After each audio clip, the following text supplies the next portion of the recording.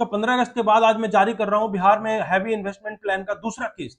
तो गुड़गांव के अंदर सदर बाजार में एक कंपनी रजिस्टर्ड है, Bharat science and innovation private limited.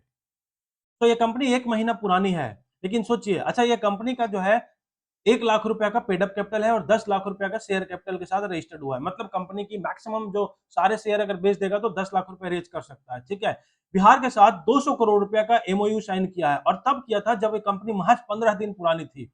अब मैं आपको बताता हूं, इस कंपनी के पास ना तो पैसा है ना तो कोई एक्सपर्टीज है, किसमें, कोई मेडिकल प्रोडक्ट बनाने का। क्यों? क्योंकि एमओयू जो साइन किया है वो बताया है इसने कि हम बिहार के अंदर मेडिसिन बनाएंगे, हेल्थ केयर में इन्वेस्टमेंट करेंगे, बिहार के अंदर आयुर्वेदिक से रिलेटेड चीजें बनाएंगे और उससे रिलेटेड केमिकल बनाएंगे।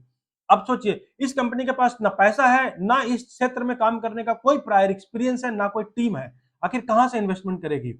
एक तरीका हो सकता है कि इसका जो डायरेक्टर है उसके पास अथाह बहुत ज्यादा पैसा हो, उसने एक नई कंपनी खोली हो नया काम शुरू करने के लिए। लेकिन मैंने जब इस कंपनी के डायरेक्टर के बारे में पढ़ा तब भी मैं हैरान रह गया। इसके दो डायरेक्टर हैं, एक बेला सिंह और एक भरत सिंह।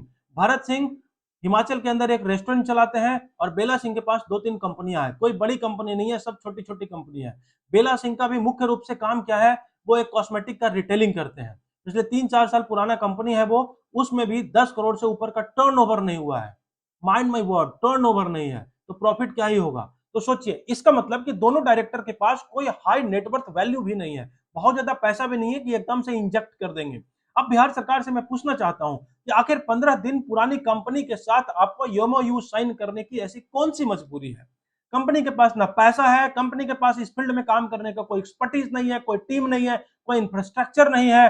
अब ऐसा तो नहीं है कि बिहार के जो अधिकारी हैं वो इसको जांचते नहीं होंगे, चेक तो आप जरूर करते होंगे, कंपनी की प्रोफाइल तो आप जरूर पढ़ते होंगे, इसके बावजूद भी आप एमओयू साइन करते हैं, आखिर ऐसी कौन सी मजबूरी है। एक स्पोर्ट्स पर्सन को आपने इंडस्ट्रियल मिनिस्टर बना दिया है। क्या जेडीयू और बीजेपी के अंदर और कोई ऐसा टैलेंट था ही नहीं जिसको सेपरेटली इंडस्ट्रियल मिनिस्टर बनाया जा सकता है।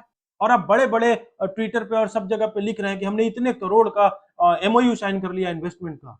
क्या आपको नहीं लगता कि ये बिहार की जनता के साथ एक धोखा हो रहा है, उनको आधी जानकारी दी जा रही है। बिहार के मेरे भाइयों, मुझे लगा कि आप तक जो जानकारी दी गई है वो पॉलिश किया हुआ जानकारी है, इसलिए मैंने आपको एक्यूरेट और ऑथेंटिक इंफॉर्मेशन दिया कि जो कंपनी 200 करोड़ के इन्वेस्टमेंट कर रही है बिहार के अंदर, उसके पास 10 करोड़ रुपया भी नहीं है। कहां से इन्वेस्ट करेगी? वो मेडिसिन बनाना चाहती है, मेडिसिन आज तक बनाने का कोई एक्सपीरियंस ही नहीं है, उसके पास कोई टीम ही नहीं है, कोई स्किल ही नहीं है। क्या ये सिर्फ नंबर चमकाने के लिए एमओयू साइन किया जा रहा है या वाकई इससे आपका कोई बेनिफिट भी होगा?